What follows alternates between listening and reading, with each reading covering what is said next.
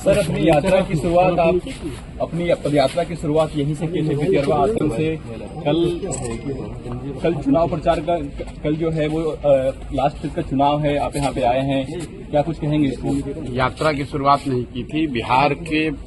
बिहार में बदलाव के लिए, बिहार में सुधार के संकल्प की शुरुआत इसी आश्रम से, इसी परिसर से हुआ था और आज उसका एक चरण पूरा हो रहा। करीब 3 वर्ष उस बात को हो गए और 3 वर्ष में जो कुछ भी हो सका है, प्रयास किया है कि ईमानदारी से, शुद्धता से, जिस ईमानदारी और शुद्धता की बात करके इस आश्रम से इस अभियान की शुरुआत की गई थी, उस ईमानदारी और शुद्धता को बनाए रखने का पूरा प्रयास किया है और यकीन है कि बिहार की जनता इस बात को देखेगी, समझेगी और आने वाले समय में अपने बच्चों के लिए, अपने इस राज्य के लिए, अपने समाज के लिए जाति, धर्म, पैसे के लालच से ऊपर उठकर लोग अपने बच्चों के बेहतरी के लिए, उनके भविष्य के लिए, अच्छा समाज का निर्माण के लिए लोग उस तरीके से वोट देंगे।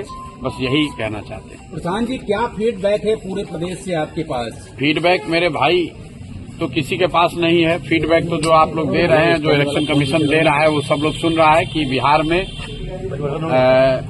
पहली बार आजादी के बाद बिहार के इतिहास में सबसे ज्यादा वोट पड़ा है और ये अपने आप में एक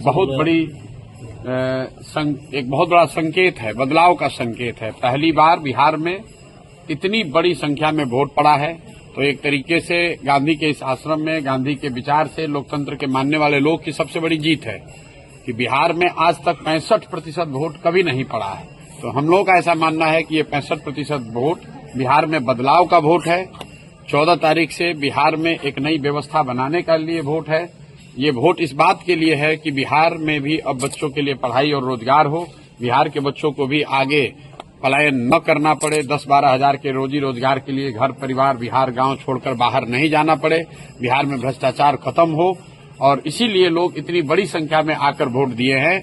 जितने भी पत्रकार हैं, विशेषज्ञ हैं, राजनेता हैं, किसी को अंदाजा नहीं था, किसी को अंदाजा नहीं है कि इतना लोग वोट दिया कौन है। और जो लोग ये दावा कर रहे हैं कि वोट किसको पड़ा है, उसको जब ये ही नहीं पता है कि वोट पड़ा कितना है, उस दिन 3 बजे तक, 4 बजे तक, जब तक इलेक्शन कमीशन ने डेटा नहीं जारी किया है, चुनाव के प्रतिशत के आंकड़े जारी नहीं किए, तब तक लोगों को ये भी नहीं पता था कि वोट कितना पड़ रहा है। लेकिन लोग टीवी पर, यूट्यूब पर आकर बड़े बड़े बयान दे रहे हैं कि वोट किसको पड़ रहा है। भाई, जब तुम्हें यही नहीं पता है कि कितने लोग वोट दे रहे हैं, तो ये कैसे पता चल रहा है कि वो व्यक्ति किसको वोट दे रहा है? इसलिए ये लोकतंत्र का पर्व है चुनाव। 14 तारीख को परिणाम आने दीजिए, आपको दिखेगा बिहार में देश का राजनीतिक इतिहास लिखा जाता हुआ दिखेगा। जिस तरीके से चंपारण के इसी धरती से गांधी जी ने स्वतंत्रता की लड़ाई में एक नया इतिहास रचा था, एक नया सूत्र दिया था, एक नया हथियार दिया था, उसी तरीके से हम लोग का विश्वास है कि गांधी के भितियरवा आश्रम से जो जन स्वराज का अभियान शुरू हुआ है, वो न सिर्फ बिहार में बल्कि बिहार के बाहर भी 14 तारीख को जब परिणाम आएंगे तो लोग एक इतिहास, नया इतिहास रचा जाता हुआ देखेंगे।